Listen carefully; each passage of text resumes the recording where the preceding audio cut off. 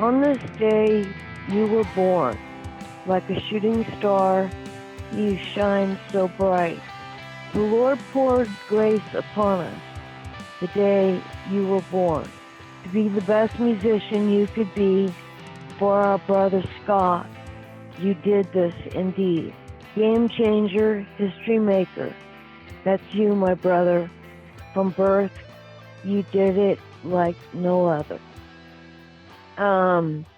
We moved to Castro Valley I was 5 years old. What was the first street that you lived on in Castro Valley? Shamrock Way. We lived there for years.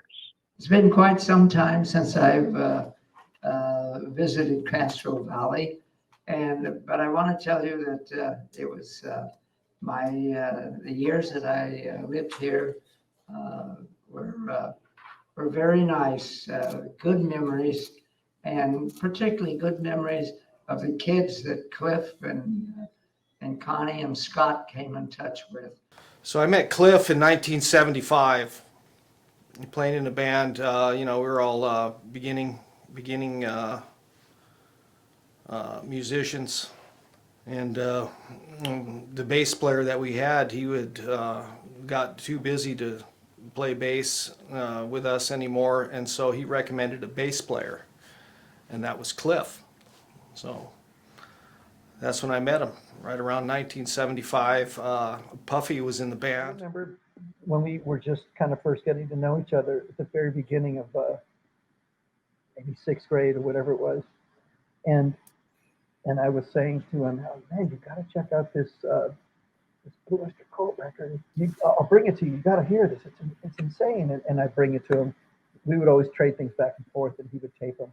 And he brought it back, and then he brought me an album and said, "Oh, you got to hear this. This is my brother's."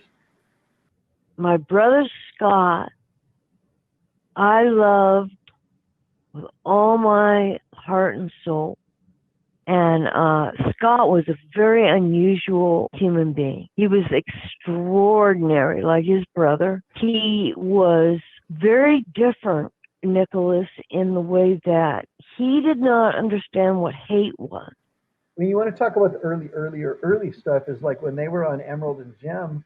That was the other side of town, and that's where I was. I lived on the other side of Earl Warren Park there, and we would meet a lot of times just in between our houses. We would meet in the and there's a creek there and a bridge, and we would just hang out in the park, and we were young. I mean, I'm talking about, this is before high school. Cliff and Scott were very close. They shared a bedroom from time that Cliff was very young, but he definitely got a great deal of influence because him and Scott shared a bedroom and they were very close. Would you say that Scott was the one who turned Cliff on to rock music and just music as a whole? No, that's a good question. I mean, I was thinking about, you can't help but sort of think about stuff like that in the run up to this week, and especially that the big, the milestone that it is at 60. And to be fair, I remember too that he had said, "Oh, my sister, she's really into this Jeff O'Toole, Aqualung record, and it's like." So I don't think you can say that it was just coming from one place. Well, now Scott was he had a little 125 cc's motorcycle, and he could take that damn thing apart and put it back together and just go putting down the road in it. But Scott was a very unusual person and very extraordinary and a great motocross rider. He could ride a motorcycle like no other. We used to go out Redwood Road, but it was a big old mountain out there that they'd made for motocross. Scott used to take that mountain and where other guys would eat it and not even be able to make it, right? And boy, he'd do it, Nicholas. He would do it, and everybody was like, "Oh my gosh, look at this dude," right? And Cliff didn't know a spark plug from an exhaust pipe. Thing you were saying before though about you're talking about Scott, and I think that Scott was really into motorcycles as Ray was, and motorcycle racing as Ray was. So you talk about wearing the clothes or the culture of that time. So then you're wearing the boots or the jackets or the denim or whatever. I mean, that was part of the culture then. We kind of really gravitated as young, again, we're young kids, you know, we're 11, 12, 13 years old. That's young. His older sister was a motorcycle person. Well, Ray was a motorcycle person, and And Scott. Ray had that little two-stroke Harley Davidson Capacer. That was his pride and joy. And I think that Scott was really down for that too. You know, I get to go down to the Burton house, and Ray's taking us to Laguna Seca. He's taking us to Sears Point for motorcycle races, you know, and it's like I felt, you know, included. You know, and Ray, you know, again, another story that Ray has told, and I let him tell it because certain things you don't want to like exploit or whatever. But you know, the first time he says that he ever met me, you know, was running down Castro Valley Boulevard right in front of the old Payless up there at the top, you know. And Cliff said to get in, and I'd cut school. I was going to Scott's funeral, and so they picked me up and drove me off there. So I mean, we go way back. You know, it was a pretty deep connection. So you know, and Cliff and I had known each other a good. I don't remember when Scott actually passed, what time of year it was, but I would say we were probably good friends for maybe, I don't know, not a year, maybe half a year or more, you know, before that. So I was around enough of Scott to see, you know, that Cliff really respected him. I don't want to say idolized him or whatever, but he really looked up to him. Really looked up to him. You know what I mean? So that's powerful, you know, that's powerful. Yeah. So. I'll swear, as Scott had lived, he would have become a mechanic of some type. And Cliff was so uncoordinated that he wasn't going anywhere. And he wanted so hard to be able to play sports and do football, but he had flat feet and he was so uncoordinated. And so he went to horticulture instead. Okay, yeah, green thumb. Is that, there's a famous photo of him holding a giant weed plant. Is that where he learned how to grow? Yeah, he grew that in the backyard. And there he found his calling for the moment. Yeah, a lot of people mention he had a swagger, a particular walk about him.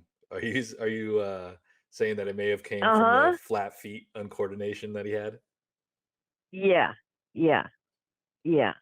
He poor Cliff, he just, you know, it was like when he played baseball, you know, and he's running from base to base. I mean, he put everything into it, but his body just wasn't built for that, you know, which we had no idea at the time that it was built for banging on the base. Yeah. You know? I mean, and then he tried to join the army at one point, and they wouldn't let him in the army because of his flat feet, you know. And I know what I was wanting to tell. One of the, I don't know if it was Mike or who mentioned the car, his Volkswagen. Well, the modern kids would call it janky or hoopty. It was a Volkswagen Squareback with a 411 or whatever they call those things, and it was beat up and. It was pretty tore back. It had room for his amp and his equipment. It just fit perfectly for Cliff's stuff and fit everything in there nice and neat and tidy. Yes, the green grasshopper. It was a thing for sure. Fast food wrappers and stuff like that all over the floors. Legend has it he had vice clamps on the steering wheel. He had beaten that steering wheel so bad, all right, because he used to play the bass while he was driving, and he used to beat on the steering wheel like he did on his bass. And one day he beat off the steering wheel of the car to the car. I was like, okay, Houston, we have a problem. I said, how are you going to fix it? What are you going to do, right? All of a sudden he's got this roll of duct tape in his hand. There's no problem, right? Sure enough, he duct taped the steering wheel back to the steering column. There he went. He knew, he learned enough about that doggone Volkswagen that he would be driving on the freeway, and there's a pipe of some type that would come loose, and Cliff would pull over to the side of the freeway and hop out and get it underneath the car and put the plug, whatever the damn thing was. And anyway, I thought, gee, Manitli Cliff had some mechanical brains about something, because he never was all that interested in the mechanics that Scott showed. The straw that broke the camel's back was when he had already missed the plane a couple of times. The dang car didn't get there, right? Mm-hmm, mm-hmm. And I said, look, Cliff, look, he missed the plane to France. He missed the plane because his car broke down. And on the way to the airport.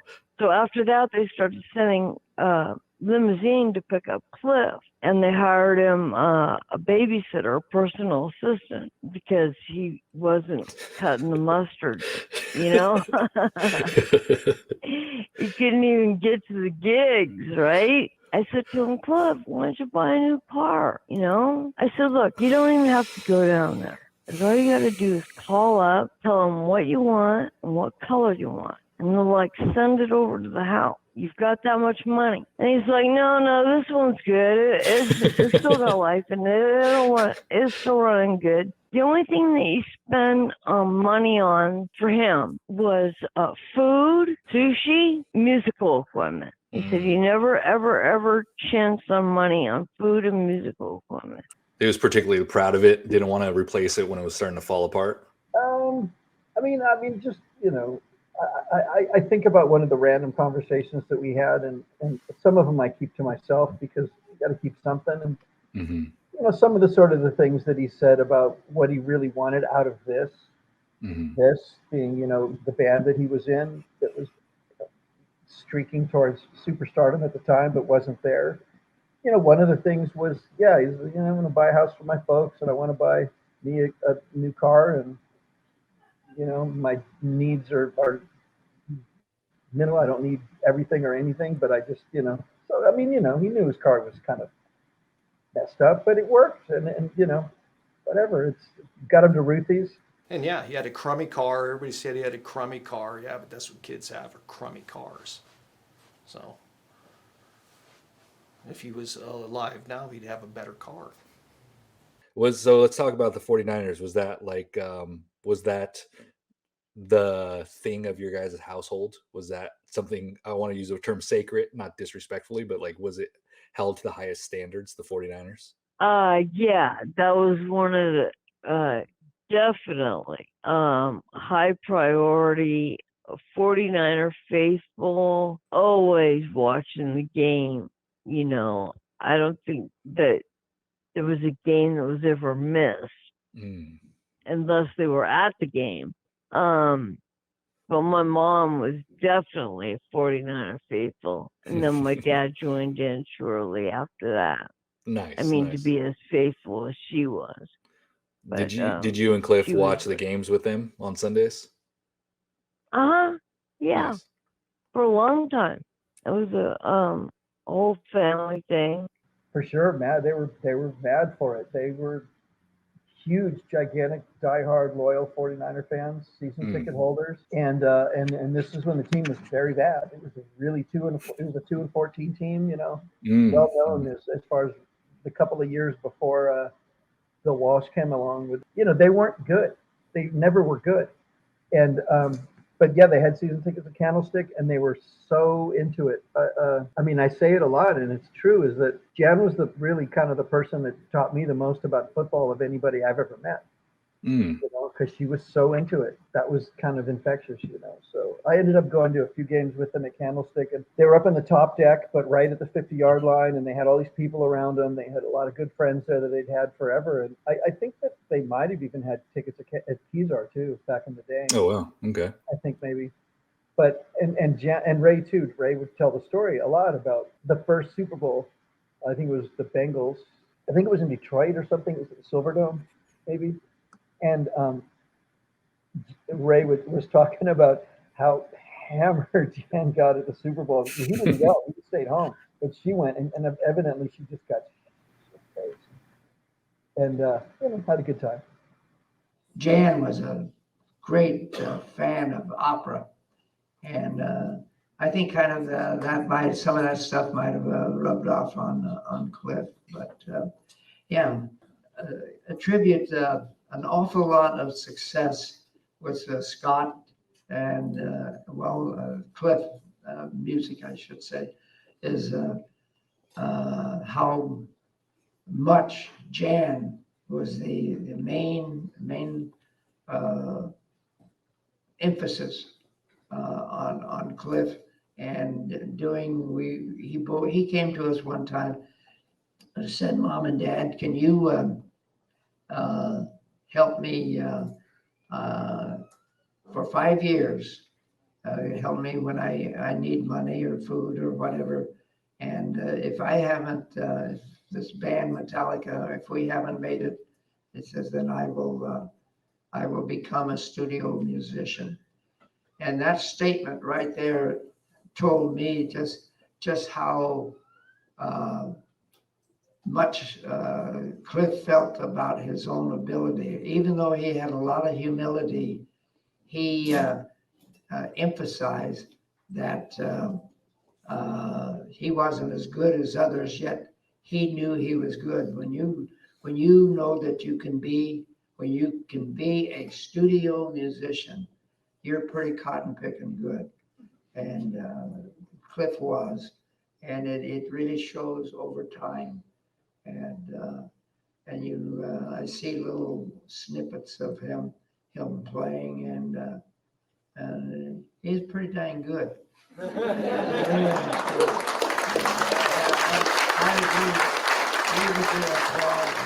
Now, Cliff's mom, Jan Burton, I met her also in probably around 1975. You know, we were young, and Cliff, he was interested in doing stupid stuff that young guys do, teenagers do. So, you know, I go over to his house, and his mom's there. And of course, you know, as mothers are, they're suspicious of new people. And, you know, they were living in an apartment at the time on Stanton Avenue in Castro Valley. And, you know, we couldn't make much noise there because they were managers of the apartment, and you had to keep the noise down so that the other tenants would not complain. And, you know, over time she got used to us, but still, you know, Cliff had to be quiet. We were there sometimes at 2 or 3 o'clock in the morning, so thinking back at it, she was pretty tolerant of us. And of course, the old man, Cliff's dad, he was, you know, he knew what was going on, and, you know, he was very tolerant of what we were doing. And Cliff would play his bass in his room, and his amplifier would barely be turned on. And his mom would say, "Cliff, it's too loud to turn it down." And he'd turn it down anymore, and I go, "Jesus Christ, how the fuck can you play anything?" The other thing about Jan too was, you know, Ray worked really hard. Mm-hmm. Ray got up every morning at 4:30 or 5 in the morning, whatever it was, and he went out to work and he did his thing. And so Jan was there with Cliff. Mm-hmm. Jan, she was the one that was there when we would come home from school or whatever and hang out, you know, and so she was always around. And Ray wasn't around as much because Ray was busy working. He was working really hard, you know, and it takes both. You got to have everybody, but she was there. So yeah, no, she was the best, man. She was the major influence and help that from our family came from Jan. Jan was one, she never pushed, we never pushed Cliff to do anything. We didn't have to tell him to practice. He just wanted to do what he knew he wanted to do, and that is play the bass guitar. And the good point is he wanted to play it the way he it sounded great to him. It sounded good to him. And by gosh, that kid went down the road that way and just made 3 fantastic recordings. He was special. She was the one who sparked Cliff's interest in the fishing, correct? She loved to fish. I mean, again, she Mhm. taught me how to fish. You know, and I can't say that about my parents. You Mhm. know, she taught me how to fish.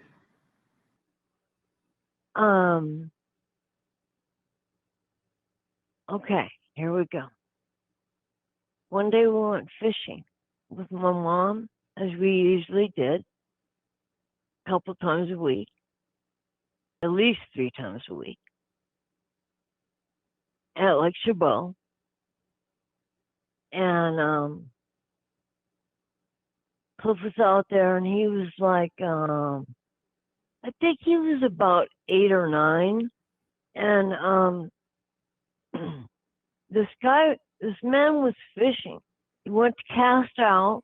They were fishing off the pier. My mom was there, and Cliff was there, and I was there. And when he threw his pole back, the hook that he was using, because the size of the hook was so big, it wrapped around Cliff's jugular vein. They were out on the pier, and my mom carried him, which he was a big boy. He was already tall, big, you know? Mhm. She carried him 5 miles out from the pier, right? Mhm. To the car, and no one would help her. And my mom carried him all the way to the car, drove home, and Cliff was like as white as a ghost. And they drove up. My mom jumps out of the car, runs in, gets my dad. We have to go to the hospital, right? Brought Cliff to the hospital. The doctor had to cut the barb, right? Mhm. He had to cut that. He had to cut the hook up in order to get it out, to slide it back through around the jugular vein without potentially catching the jugular vein and having him bleed to death, right? Mhm. The doctor went ahead and did that. He was okay, lived through it, obviously, to go on and do his music. I have to hand it to your mom, Jan, because I know that 5-mile walk that you're talking about. Because when you hike into Lake Chabot, you have, I don't know if it was paved back then or if it was dirt, but you have hills going up and down to get to the pier. And that's It not was an easy dirt. walk. It was dirt back there. Yeah. So it's not easy to get in and out of Lake Chabot quick. And to be carrying Cliff like that, that's superwoman powers right there. That's mama bear powers right there. Oh yeah, definitely. Every instinct that she had was out there running. Mm-hmm. Mm-hmm. You know, to Well, save her son's life. you gravitated towards that family because what I'm finding out is there's something absolutely special. Yeah, nothing but love. Flat out. I mean, and with Jan, I couldn't even get through it in 5, 6, 7 hours of talking about it. You know, Yeah, I mean, she took you into her nest. Yeah, you were a part of the family. You grew up with Scott. And you know what? Cliff. Maybe, and this is a maybe. I'm just guessing now because it's 40 years after the fact, but maybe that felt somewhat good for them too, because they lost. I don't know. How do I know? Absolutely. I couldn't guess, and I don't want to. You know, as I get older, I really try not to put words in people's mouths and let them speak for themselves. But you know, maybe so. I don't know. Who knows? But it was a gift, and it was a super fortunate blessing that I was the person that happened to. You know what? Jan was that cool. That's got to be the coolest parent beyond all the other miles above. Like to smoke weed with your son's friends or your adopted son, essentially. That's so cool. Come on. And I'm talking about 1975, 76. It's very illegal. That in the 70s too. Like you guys are still minors. That rules. How that was the thing I think you need to remember is that Jan and Ray saw that Cliff had his shit together. They were okay with the weed then. And there were other people in that influence of their family that Mhm. didn't necessarily have their shit together. Mhm, mhm. They knew the difference, and they Yeah. responded to it accordingly. And that was, They they gave him the respect. He never fucked up. He never blew it. He took care of business. He was responsible. He wasn't a liar or a thief or a criminal or a hustler. mhm. Bullshit. He was a good kid. He was morally, he was fully formed. There's been a lot made of the fact that he hated lying and stealing more than anything, and it's Mm. true. So I just think that they responded to who they saw in front of them and gave him the respect that he deserved. They gave him the respect of an adult while still maintaining the Correct. relationship as parents. They gave him the benefit of the doubt, enough leeway that they thought he could handle it. That's so And when cool. it came to be, hey dad, I want to play bass and I want to buy a bass, the Burtons that didn't have a lot of money, what did they do? They piled in the truck and we all drove down to Guitar Center San Jose and bought him that bass.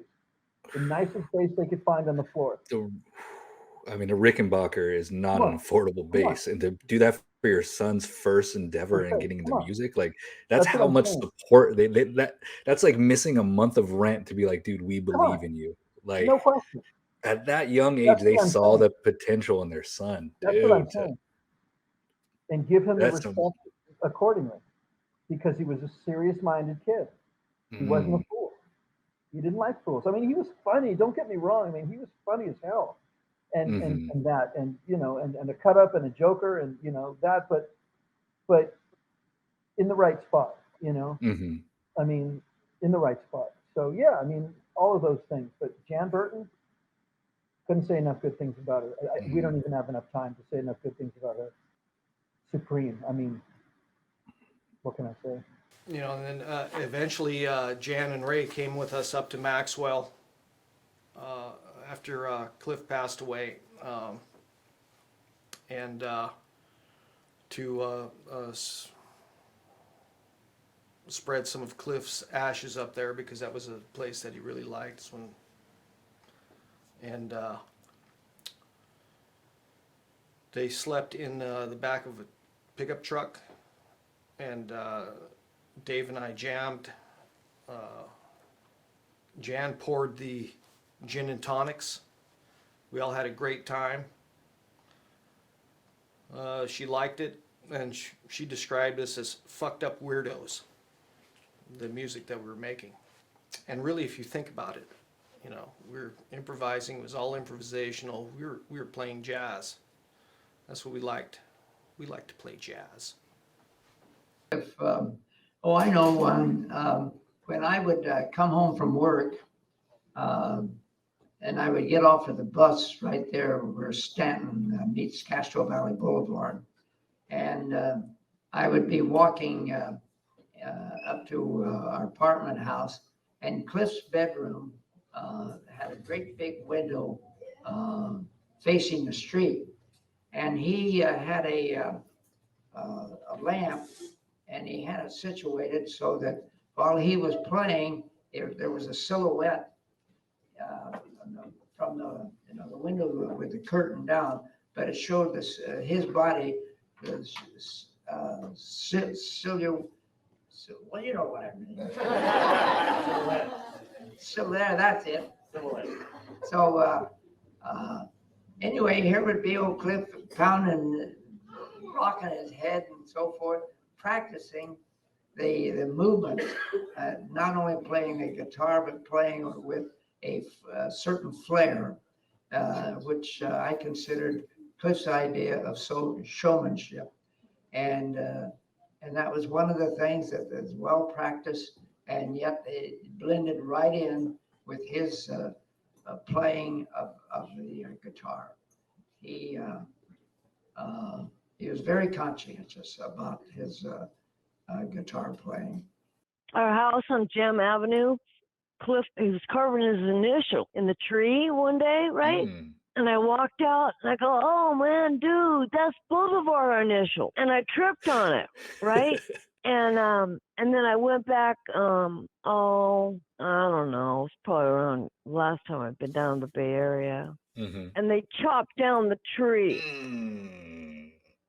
And this Wow. and just the whole Bay Area pride too. I mean, you're telling me these stories of you and Cliff driving around San Mateo and Foothill Boulevard in the 80s. It's like I know exactly what that sounds like what the radio stations sound like back then, KFRC. They're Yeah.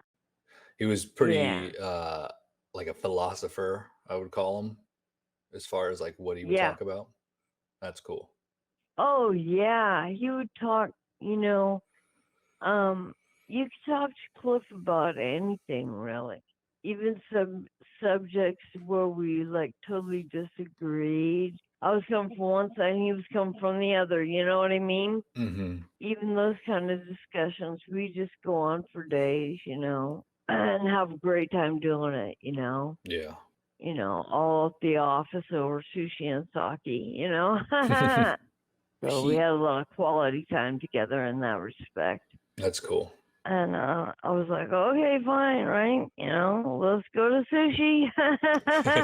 I'm ready for the sushi and the sake. All We used to right. have great times. Oh, we Where used to did you have guys so go? much fun. Where were you We in Cache went, Valley? You go to Hayward? there was in Hayward, there was a place called Ichiban. It was on Foothill Boulevard because we love that place, man. We used to go there at least 2-3 times a week, if not more. And we have so much fun, Nicholas. It was just like a blast. We'd eat and we'd talk and then we'd drink sake and then we'd go outside and smoke cigarettes. Then we'd come back in, we'd eat more and we'd drink more sake, go out for cigarettes and come back in and eat some more and do it all over. We'd spend 3 and 4 hours Oof.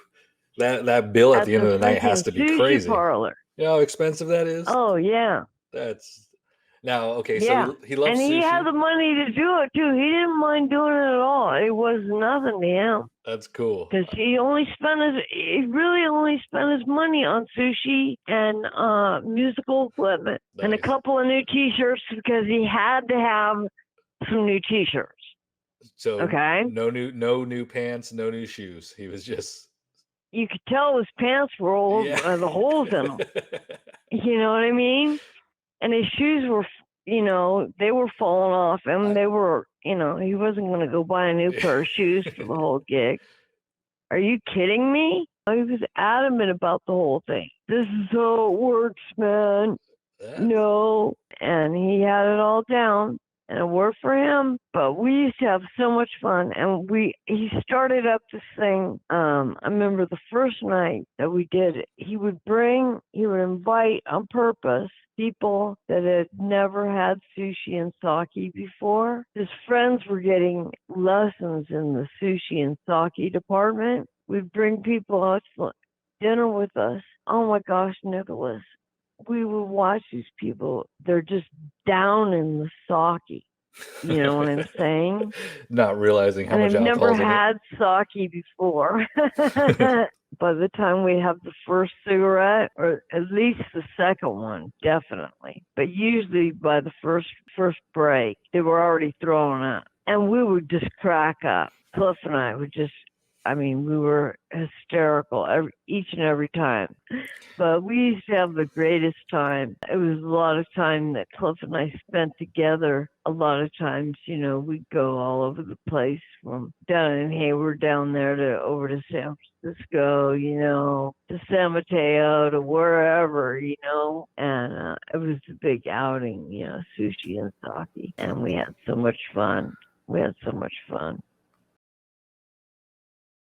Yeah, it kind of seems like Cliff is a product of the Burton family as a whole, being the youngest one. But I remember Ray talking to Cliff about music and saying, don't forget the melody, you know, don't forget, you know, don't forget that you know, it's great to be aggressive or whatever you want to do and make it loud and shaggy, but, you know, melody is king, you know, melody speaks, you know, and so he definitely had his say about that.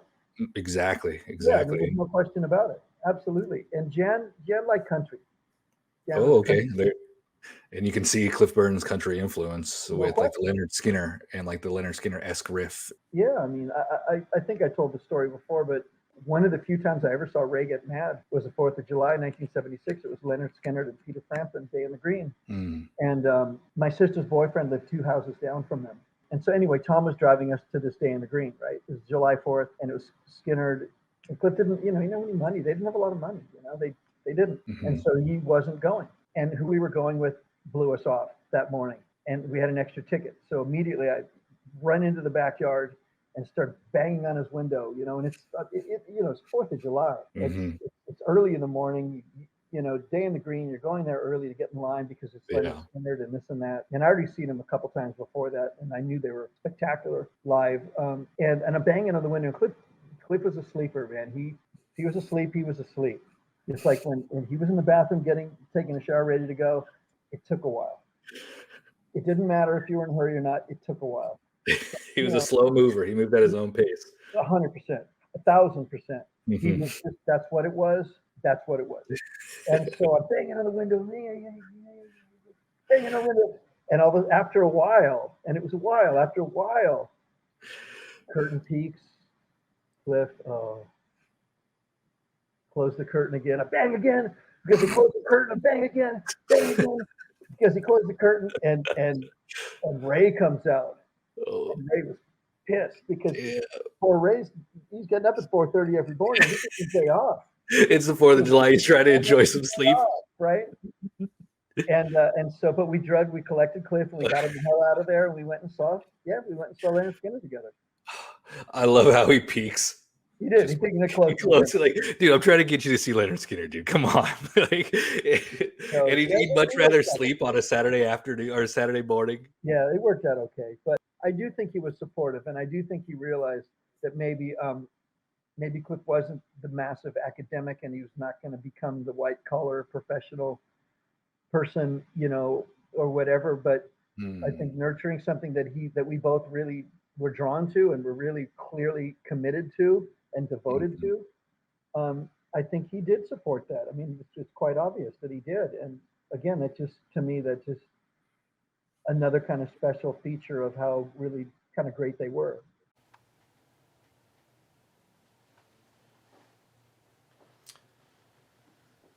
Cliff Burton will live on. Metallica has made sure of that. Ray Burton has made sure of that. Casey's making sure of that. And we're glad that all you who are watching this are interested enough to keep it going. And there's a lot of music out there. There's a lot of good musicians. Cliff was very unique. He's a unique part of the planet. He associated with unique people. And